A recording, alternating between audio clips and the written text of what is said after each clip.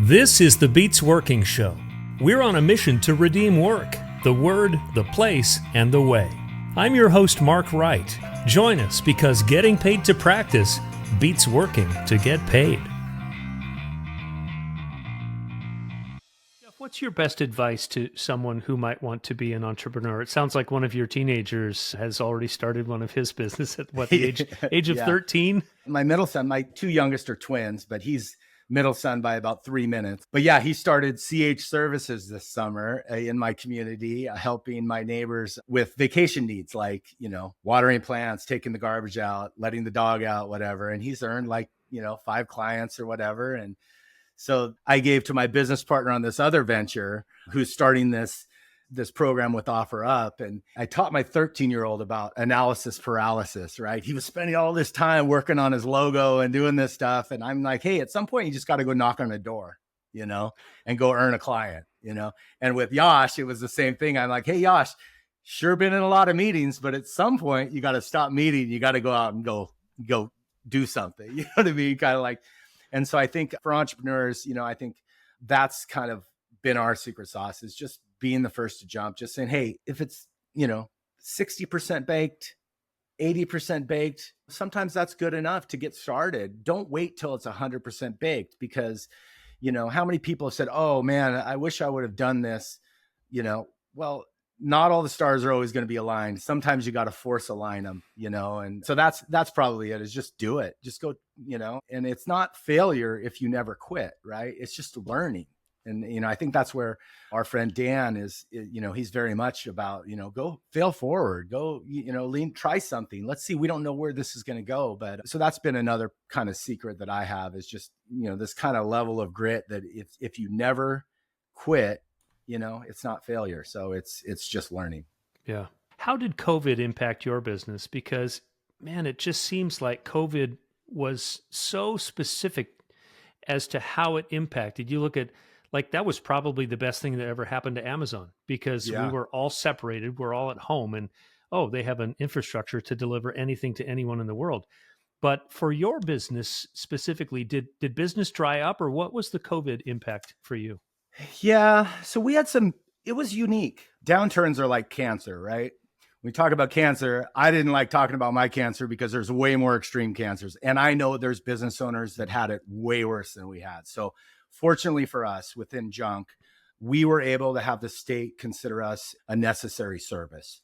So we didn't get shut down. I worked hard to lump us in with Waste Management and some of the garbage removal companies or whatever, because, you stop hauling stuff, people can get messy really fast. And so that helped. I was able to stay operations, but the social distancing, those types of things became really tricky. Like, instead of sending 2 people out in one truck, I'd send 2 people out in 2 trucks wearing masks. And so that got a little bit expensive or whatever, but we managed through it pretty well. I'd say post-COVID has been a little bit more challenging for us.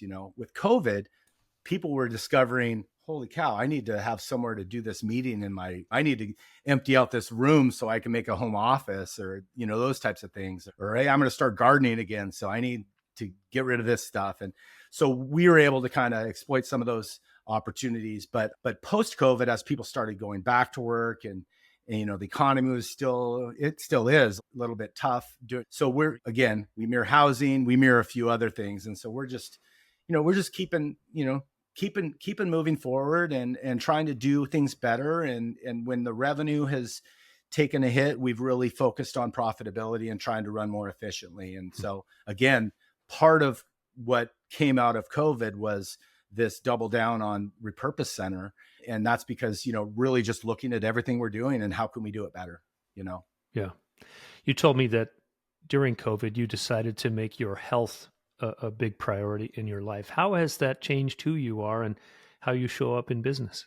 Man, that's a whole nother podcast, Mark, because let me tell you, it did change my life. I told you I went back and got a day job for a while. Well, my day job was working for my mentor, and I was doing traveling sales, and I was selling call center space in India and doing all of these cool, fun things with my clients. And I had telecom clients like Dish Network and T-Mobile as clients. And so I was doing some fun stuff, but then COVID hit, and I was a traveling salesperson in telecom. No one was making any moves. I couldn't travel. And I'm working for my mentor, who I deeply, deeply care about. And so I was like, this doesn't make sense for me to stay on payroll anymore. And I was considering an exit anyway. And so I just sped that up. And I said, rather than, I was 48 at the time, rather than waiting until I'm 50, I'm going to just do it now. And so I quit my day job. That gave me some bandwidth and freed up some time. And, I've had health issues throughout my whole life. I've been as high as 365 pounds, and so I really wanted to address this once and for all as I'm getting older. And my kids are at an age where we want to do stuff together, and I need to be in the kind of shape to do it. And I came to Lynette and I said, rather than go find another day job, rather than jump right back into the business day to day, which is super easy to do at any point, I said, why don't I just, for a while here, let's treat my health like it's my job. And so I'd wake up in the morning. I started doing a lot of the atomic habits type stuff, these tiny habits over time, how they build on themselves. And so I would, get up during the 5 a.m. club. Sometime during 5 o'clock, I'd get up.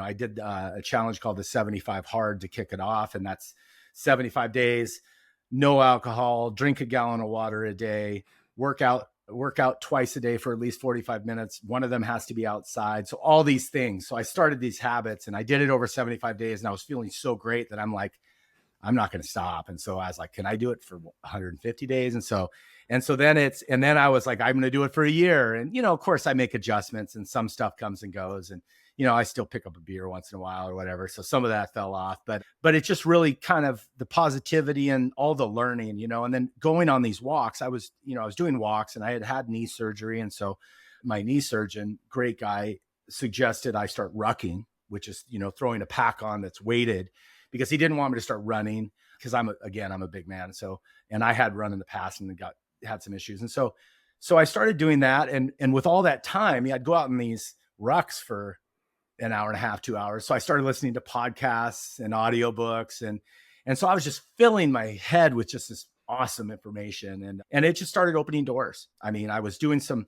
reflecting on the way. So I, video myself on my YouTube channel. And so that got me in touch with some people that were having similar challenges. And we talked about it. And it just really got me kind of opening to what could be next. And then of course, RePurpose Center came around while I was doing this. And Nick, and I'm just convinced a lot of it was just the universe had kind of opened up to me because I started looking at it in a different way, Wow, that's inspiring. Yeah. And I saw you in person the other day, and man, you look fit. You look fit and strong. As I told you, I would not mess with you. Yeah. Well, and like I said, please don't anyway, but I'm a gentle giant. But no, it's funny. In fact, part of this whole exercise thing is, my kids are wanting to get in the gym. They're all at that age, 12, 13, where they're going through growth spurts and stuff. Yeah. And they don't want to get left behind by their classmates. So we're going into the gym. And so all of a sudden now I'm starting to bulk up, look like my old rugby self again. And I'm like, yeah, it's been fun. Well, as we wrap things up, Jeff, this has been such a rewarding time. I really want to end on the idea that my boss, Dan Rogers, had when he decided to found this podcast, Beats Working. And, Dan really believes, and we believe that work can be the most honorable thing in the universe. It can develop us into the best human beings that we can possibly be. It can do such good in the world at the same time. I think for a lot of people in this country, work is kind of broken. They hate their job, they go to work, they wish they had something different. You seem to have created through work this source of energy and fulfillment and happiness. Just talking with you and looking at you and hearing your life story, Jeff, it just seems to me that you figured out how to use work as just an amazing tool. So I'd love some thoughts from you, advice to other maybe business leaders or managers on how to make work better for everyone. Yeah. I love the work you're doing. I love this podcast. I love the idea of work isn't just a bucket. There's work, and then there's family, and then there's friendships and relationships, and then there's health.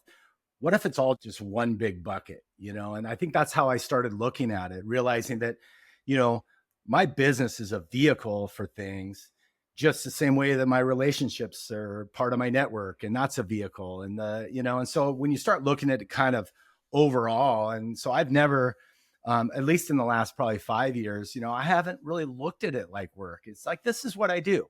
I mean, my job is, yeah, sometimes I move around money within the organization to try to reprioritize things. And, I get to do these awesome events with charities that are super meaningful to me. So I'm living my values and I'm showing my kids what it means to be community forward and things like that. And, my wife and I are on this health journey together, and she's, forwarding her education, and we're going to be able to tie that into some of the work we're doing within the business. And so we've just, I call it a machine. We've created this machine, and it's just been great. And then we pull people in, and so I think just perspective is a lot of it, just really looking at it differently and saying it doesn't have to be, okay, I'm off work now at 5.